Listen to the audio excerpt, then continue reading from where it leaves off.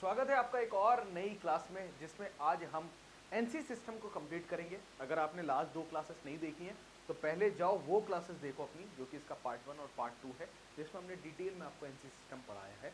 उसके बाद आज हम इस क्लास में इसके एडवांटेजेस यानी कि लाभ, डिसएडवांटेज यानी इसकी हानियां और इसके एप्लीकेशंस, इसके इस्तेमाल के बारे में बात करेंगे। और आज इस क्लास में हम एनसी सिस्टम को कंप्लीट करेंगे। देखो, मैं इसी वजह से मैंने जो सिलेबस है आपका उसको टॉपिक्स में डिवाइड किया है, ताकि हम लोग हर क्लास में डेली एक नया टॉपिक पढ़ें। अभी हमारे पास बहुत टाइम है, ऐसा नहीं है कल ही हमें कोर्स को कंप्लीट कर देना है। अगर आप डेली दो टॉपिक्स भी पढ़ते हैं, एक सुबह में पढ़ रहे हैं, एक शाम में पढ़ रहे हैं, ठीक है। अब क्लासेस की स्पीड को धीरे धीरे थोड़ा थोड़ा बढ़ाता रहूंगा। हो सकता है कुछ क्लासेस में हम 2 टॉपिक्स भी पढ़ेंगे, 3 भी पढ़ेंगे। इट डिपेंड्स कि हम लोग जो क्लास है उसकी लेंथ कितनी रखनी है और कितना आपको पढ़ाना है, क्योंकि एक साथ सारा नहीं खिलाना है, उसको डाइजेस्ट भी करना होता है ना। खाना बहुत आसान है लेकिन उसको डाइजेस्ट भी तो करना है ना। डाइजेस्ट करना बहुत जरूरी है। तो ब्रेन भी जितना डाइजेस्ट करेगा उतना बेहतर होगा आपके लिए, क्योंकि अभी आप लोग फाइनल ईयर में हैं और फाइनल ईयर के स्टूडेंट्स को जो है वो और भी चीज़ों पे काम करना होता है मेरे हिसाब से। मुझे नहीं पता और लोग क्या कर रहे हैं, कैसे आपको पढ़ा रहे हैं, पर मेरे हिसाब से अगर आप इंजीनियरिंग कर रहे हैं तो अभी का सिनेरियो देखते हुए जो अभी चल रहा है उसमें यह कि आपको अपनी स्किल्स को बड़ा बेहतर बनाना है, तभी आप मार्केट में जो है वो compete कर पाएंगे, अदरवाइज आप हार जाएंगे कहीं ना कहीं। और मैं नहीं चाहता हमारा कोई भी स्टूडेंट हारे या उसके हाथ निराशा लगे। तो आपको अपनी स्किल्स पे काम करना है, ठीक है।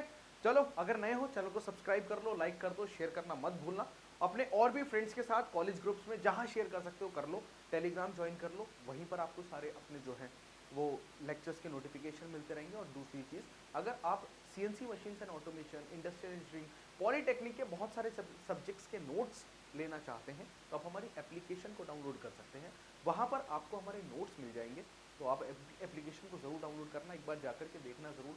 हो सकता है तुम्हारे कुछ पसंदीदा सब्जेक्ट्स के नोट्स वहां पर मिल जाएं, जो कि इंग्लिश और हिंदी में मैंने खुद बनाए हैं, तो आप जाकर के ले सकते हैं। चलिए शुरू करते हैं आपका टॉपिक।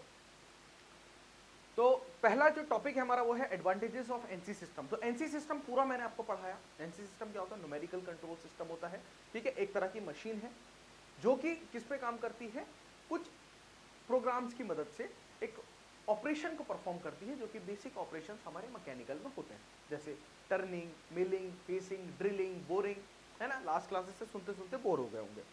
चलो, अब ये ऑपरेशंस जब हमें परफॉर्म कराने होते थे तो हम मैनुअली काम करते थे, क्योंकि हमारे पास लेथ मशीन होती थी। लेकिन बाद में जब हमें लगा कि भाई अब हमें ये काम ऑटोमेटिकली कराना है, अब हम मेहनत नहीं करना चाहते, तो हमने मशीन बनाई। मशीन किसने बनाई? जॉन टी पार्सन साहब ने बनाई, जिन्होंने इसका नाम रखा एनसी मशीन। एनसी मशीन क्यों रखा? क्योंकि इसकी फुल फॉर्म है न्यूमेरिकल कंट्रोल मशीन।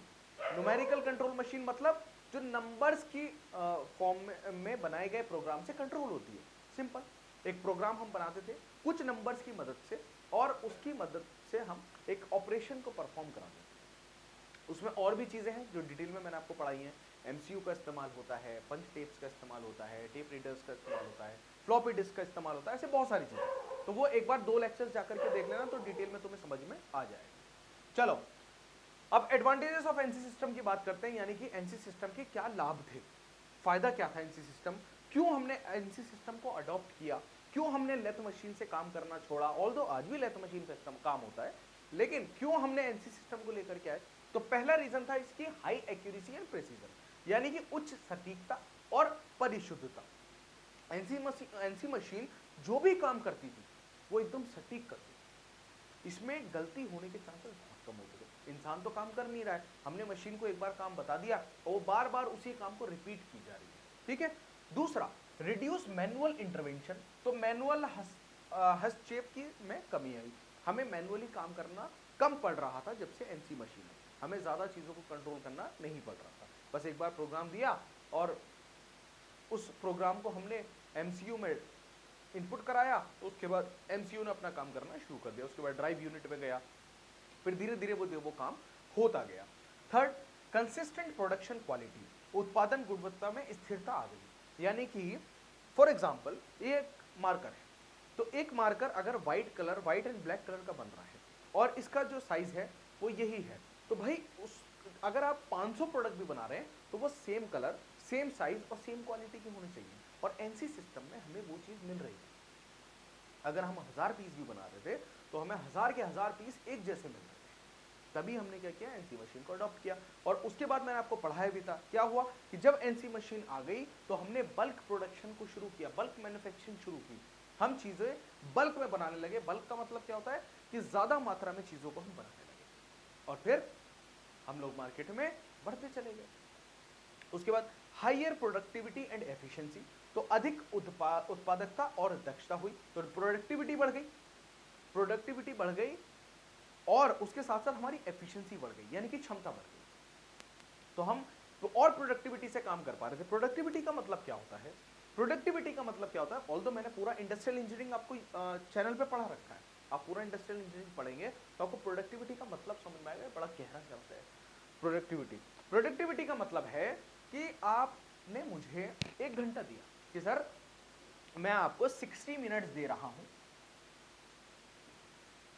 अब आप 60 मिनट्स में ये जो है ये मार्कर्स बनाइए, कितने मार्कर्स आप बना सकते हैं। मैंने कहा ठीक है। तो जब मैंने पूरी मेहनत की, आपने मुझे बहुत कम टूल्स दिए, है ना, नाम मात्र बिल्कुल कुछ चीजें दी, उसकी मदद से मैंने जो है वो 10 मार्कर बना दिए। आप तो बड़े खुश हुए, 60 मिनट बाद आए, अच्छा सर ने 10 मार्कर बना दिए। फिर उसके बाद मैंने आपसे कहा कि भाई मैं भी आपको 60 मिनट दे रहा हूं, मैं भी आपको 60 मिनट दे रहा हूं, आप भी मुझे मार्कर बना करके दिखाइए। आपने कहा ठीक है सर बना देंगे।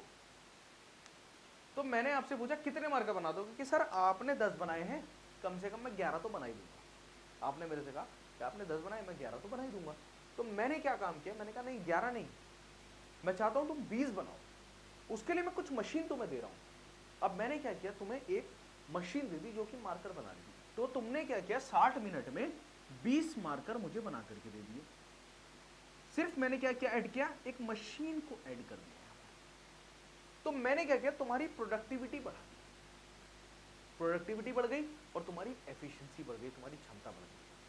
अब ऐसे ही अगर मैं इसमें कुछ और चीजें ऐड कर दूं तो तुम 40 मार्कर भी बना दोगे, 50 मार्कर भी बना दोगे। तो हम मशीन्स को ऐड करते गए और उसके साथ साथ हम अपनी प्रोडक्टिविटी को बढ़ाते गए। तो एनसी मशीन ने हमारी प्रोडक्टिविटी और हमारी एफिशिएंसी यानी कि दक्षता दोनों को बढ़ा दिया। ठीक है, तो उत्पादकता भी बढ़ी और दक्षता भी बढ़ी, दोनों चीजें हमारी बढ़ गई, ज्यादा हम चीजों को प्रोड्यूस कर पा रहे थे। उसके बाद अब देखो, जिस चीज के लाभ होते हैं उस चीज की हानियां भी होती है ना। किसी इंसान में अगर अच्छाई भी तो बुराई भी है, बुराई है तो अच्छाई भी है, और दोनों चीजें देखी जाती हैं। तो किसी इंसान में अगर अच्छाई है बुराई है, लाभ है उसके, हानियां भी हैं, तो दोनों चीजें हमें देखनी। ऐसे ही एनसी मशीन के भी कुछ लाभ थे, कुछ हानियां थी। तो एडवांटेजेस तो हमने देख ली, अब डिसएडवांटेजेस देखनी थी। तो डिसएडवांटेजेस, अब इसको आप डिसएडवांटेजेस बोल लो या इसको लिमिटेशन बोल लो, मतलब एक ही है उसका। तो एनसी सिस्टम की क्या सीमाएं थी वो एक बार देख लेते हैं, या क्या हानियां थी। तो हाई इनिशियल कॉस्ट थी, भाई प्रारंभिक जो इसकी लागत थी वो काफी अधिक थी, हमें ज्यादा पैसा इन्वेस्ट करना पड़ना था किसी चीज को बनाने के लिए। और आपको पता है भाई, महंगी आइटम, अगर महंगी मशीन आपको लेनी है, कोई भी चीज महंगी परचेज करनी है, तो भाई आपको पैसा उसमें इन्वेस्ट करना पड़ेगा। फॉर एग्जाम्पल, आज मैं आपको व्हाइट बोर्ड पर पढ़ा रहा हूँ, है ना, कल को मैं चाहता हूँ मैं डिजिटल बोर्ड पर आपको पढ़ाऊँ, है ना, तो मुझे उसमें पैसा इन्वेस्ट करना पड़ेगा, तभी तो डिजिटल बोर्ड आएगा, डिजिटल बोर्ड आएगा ना, कि उसमें आपको पैसा मुझे डालना पड़ेगा। उससे क्या होगा, प्रोडक्टिविटी बढ़ जाएगी, है ना। लेकिन उसकी हानि, उसका लाभ, उसकी सीमाएं क्या है, उसकी लिमिटेशन क्या है, कि भाई पैसा मैं ज्यादा डाल, लेकिन उसका एडवांटेज क्या है, मेरी प्रोडक्टिविटी बढ़ जाएगी। मैं अगर डेली एक क्लास पढ़ाता हूं तो मैं उस डिजिटल बोर्ड की मदद से 2 या 3 क्लासेस भी पढ़ा पाऊंगा, क्योंकि इतनी मेहनत नहीं करनी पड़ेगी जितनी अब करनी पड़ती है ना। उसके बाद देखो, requires skilled operator and programmers.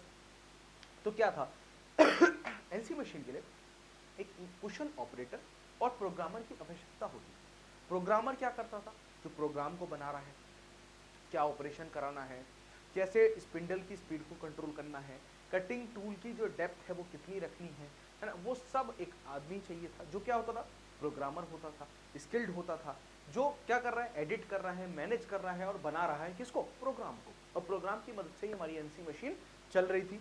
तो एक स्किल्ड ऑपरेटर की जरूरत थी। स्किल्ड ऑपरेटर, यहाँ पे एक चीज देखो, एक क्वेश्चन मार्क आता है, यहाँ पे क्वेश्चन मार्क ये आता है कि अगर आपको कल को सीएनसी मशीन और ऑटोमेशन का काम करना पड़ता है, क्योंकि सीएनसी मशीन्स की बहुत सारी अभी सीएनसी इस्तेमाल हो रही है, एनसी तो नहीं हो रही ना, सीएनसी हो रही है। अब सीएनसी की मशीन जो कंपनी है कल को आपके कॉलेज में आती है, तो वो उन्हें क्या चाहिए, उन्हें स्किल्ड ऑपरेटर चाहिए। इसीलिए मैं आपसे बोलता हूं कि भाई अपनी स्किल्स पे काम करो, ठीक है।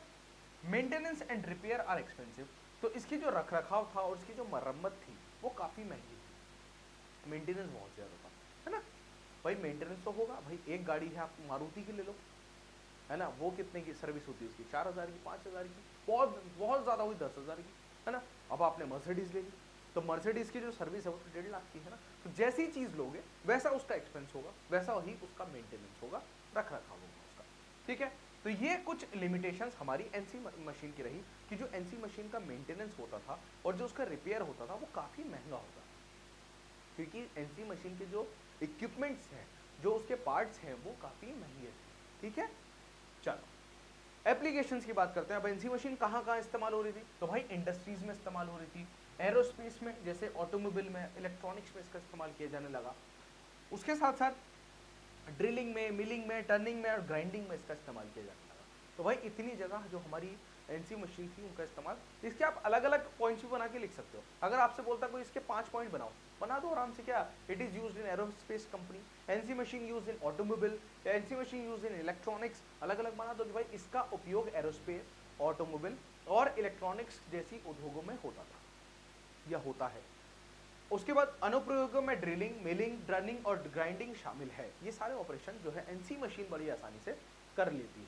तो आई होप ये टॉपिक आपका क्लियर हो गया होगा और एनसी मशीन भी यहाँ पे कंप्लीट हो गया। एनसी सिस्टम पूरा तुमने पढ़ लिया है डिटेल में एकदम, इतना पढ़ लोगे एनसी मशीन तो भाई इसके अलावा कुछ पढ़ने की जरूरत ही नहीं है। और ये जो नोट्स है इससे बहुत बहुत बेहतर नोट्स मैंने एप्लीकेशन पर बना करके रखे हुए हैं, तुम्हें जाना है और लेना है और पढ़ना है और कुछ नहीं करना। इंग्लिश हिंदी दोनों लैंग्वेज में है। तो भाई सब्सक्राइब कर लो अगर नए हो एक बार फिर से, और प्लीज अपने और भी दोस्तों के साथ शेयर करना मत भूलना। किया करो यार, शेयर करने से क्या जाता है तुम्हारा, है ना। शेयर कर दो और भी इस फैमिली को बड़ा करते जाओ, धीरे धीरे बड़ी हो रही है और बड़ा करना है, ठीक है। इंस्टाग्राम पे फॉलो करना मत भूलना। इसके अलावा अगर कोई बात करना चाहते हो तो ये हमारा नंबर है 9084438188, इस पर भी कॉल करके या व्हाट्सएप करके पूछ सकते हो। तो चलो मिलते हैं अपनी नेक्स्ट वीडियो में, नेक्स्ट क्लास में, तब तक के लिए जय हिंद जय भारत।